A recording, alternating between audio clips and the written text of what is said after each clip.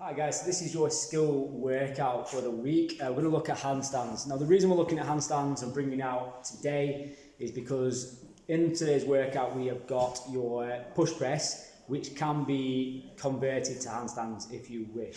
So we thought a great idea is once you finish the WOD and you're all warmed up, if you've got the time, 10 minutes to just work off your muscles and then you can get straight in and do your skill work. This is a big thing that a lot of the kind of CrossFit gymnasts use to fit their extra skills into the workout, is to do it kind of 10 minutes after the main one. So that's a possibility, or it can be used throughout the week and it's designed to do that as well. So for some of you that kind of stayed with me, were with me during the summer on these skills, some of this will be similar, but it'll be all in one session.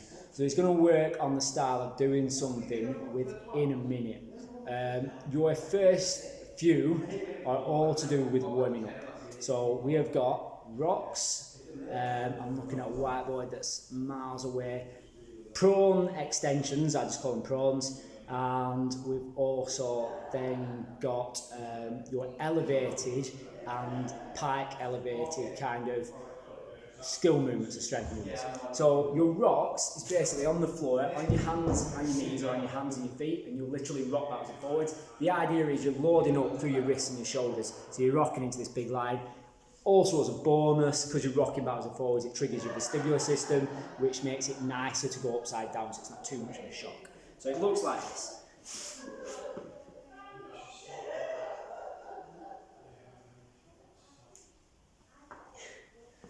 I would do 20 of those. I would do 10 slowly, working on the range, and then I would do 10 really fast. So just move really quickly between the two positions. So it's literally rocking back and forth. Following that, we have your prawns. This is a bit odd, so I'm going to explain it stood up. You lie face down, so my hand is the floor, head's on the floor, so you're actually going to put your forehead on the floor, so you can use an ab mat or a cushion or anything like that. Arms will be over your head like so, so again the floor is here. And whilst I'm in that position, I'm going to pull my belly button in. It's like I'm getting my rib cage here and my hips, and I'm making that gap. So I've actually closed the gap here. Okay, so there, closed it in, butt squeezed. So my belly button's off the floor, everything else is pushing down into the floor, including my head. Whilst I'm in that position, I'm literally going to, from there, lift my arms off the floor. So it's all in your shoulders and up here, not in your lower. Okay, so this stays in and your shoulders move. Again, I would do between 10 and 20 of those, depending on how it's feeling. And then to finish off your warm-up, you have got your elevated shoulder taps or pocket taps, and then piked elevated. If elevated is too high, you can do this on the floor. So I use a box. My feet are going to go on the box. Like so, I'm either going to do shoulder taps or pocket taps. And again, it's 10 of those. Your second round will be to take that into a piked position, and you will do your shoulder taps or your pocket taps with your butt stuck up in the air. So we walk in, shoulder taps or pocket taps. And again, it's 10 of those that once again can be done on the floor in that position, so you're kind of not under too much stress. So you've got those scales that you warm up as well. So that's your kind of building it up. It's all about loading the shoulders and the wrists, okay? From there, like I said, it's going to work as an every minute thing. Your first 3 minutes are all to do with either box handstands or wall facing handstands. So minute 1, you will literally do walk-ins. So if it's on the wall, you'll do wall walks. If it's on the box, you'll walk your hands in. Every walk-in, you will rock over your wrists. All right, so I'll show you on the box and then show you. So basically, you do 5 all together. Walk in, as far as I can get, rock over, still looking at the box, so I'm taking my weight through my hands, rock back, walk out, walk in, looking at the box, rock forward, rock back, walk out 5 times.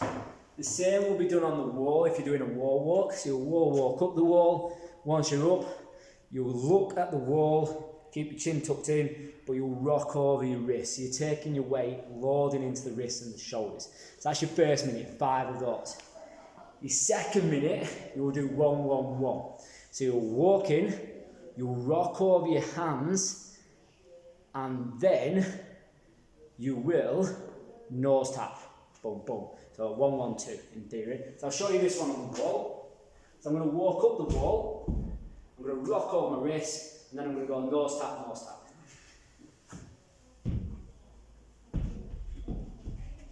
Walk in, rock over my wrist, nose tap, and walk back out. If you're doing it on the wall, because 5 takes a long time, just walk out a little bit, walk back in, rock, nose tap, nose tap. Doing it on the box, walk all the way out to that plank, nose tap, back in. Reason we use the nose instead of the shoulders for this one, because once again it has a greater stimulus on the brain, vestibular things, your nose. So we can tap that. If you want to take it even further, you can use just those fingers to tap your nose. Plays a whole extra bonus card on it. So that will be minute 2. Minute 3 is going to go wall walk or box walk, wrist rock, nose tap, negative. I'm going to show you how to get out of the wall. If you're on a box, it's simple once you've done the negative down, so you'll take as long as you can of the minute that's left.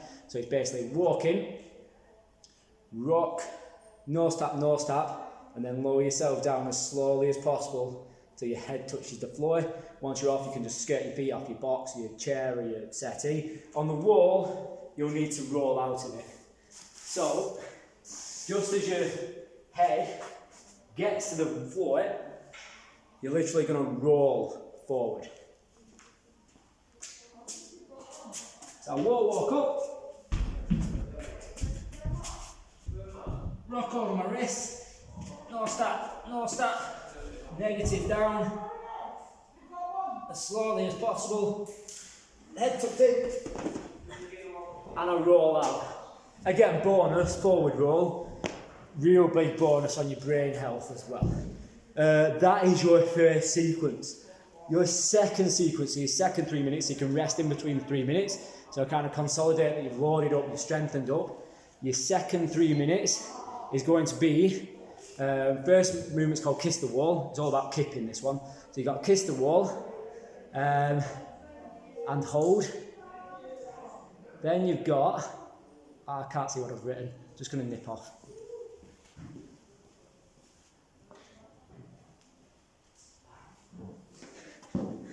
Sorry about that. You got kiss the wall, hold, then paddle the feet, so it'll just be 2 paddles, and then back down. That's minute 2. And then minute 3, you have that plus a negative and a headstand hold. So minute 1, the idea of kiss the wall is that you're not going to make a noise as your feet touch the wall. So you let you go. Okay, so it looks a bit like this.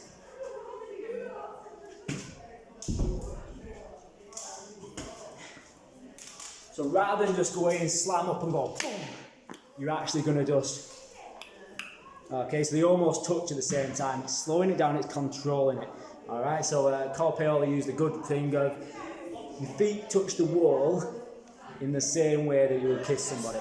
So you don't headbutt them, alright? So you just, like so. After that, you've got your foot paddles. Once you're up there, you're going to paddle your feet on and off as you hold that position for as long as you can. So again, this would look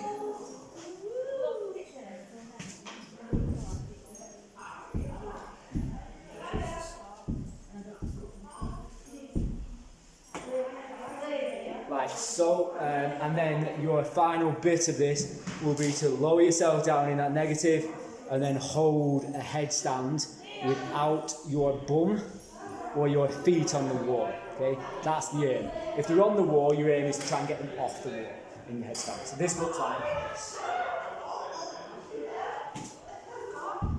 Paddle the feet, drop off, lower yourself down, head on the wall, feet come off, hold.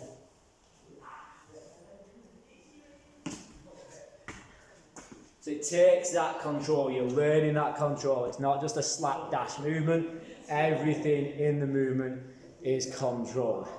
So that is all your kind of structure, strength and skill work needed for a perfect handstand, for a beautiful handstand. Now I get the scaling options both ways. You might not be able to kip up, so if you can't actually kip up to a handstand, you can literally do a headstand onto the wall and do all the movements there. So you will paddle in that movement, okay, and then you will try and do the freestanding handstand, headstand hold in that movement.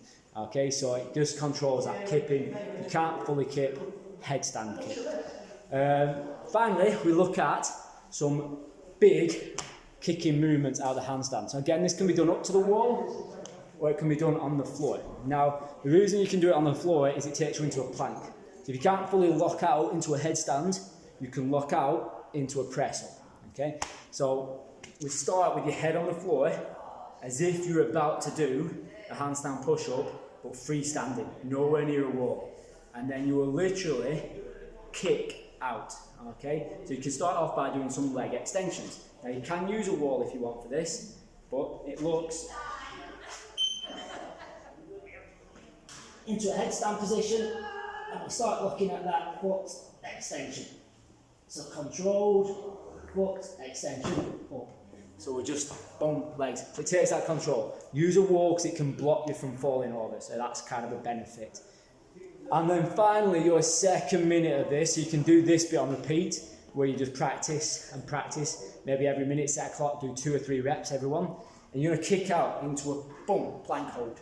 So we go down to the floor, headstand, feet on your shoulders, and your elbows, sorry, and then I'm going to kick out into that plank, and I'm locked out in this handstand position or plank position, and then you're just practicing really pushing the feet. So you're going to throw them, but you're always throwing them into safety, because the worst thing that can happen is you land on your chest, or you land at the bottom of a press up, or your feet kind of just stub the floor a little bit. And then you can take that onto the wall, and your main aim in both of these is once you kick, you're locked out. There's no push. So you're just aiming for that big kip and locked out. So your first 3 minutes are all strength. Second 3 minutes are all kind of progressing that strength, taking that structure of being kicking up and that skill. And then your third set is all about that kip and about that power. Okay, I will brief this up in writing as well to kind of go along with the video.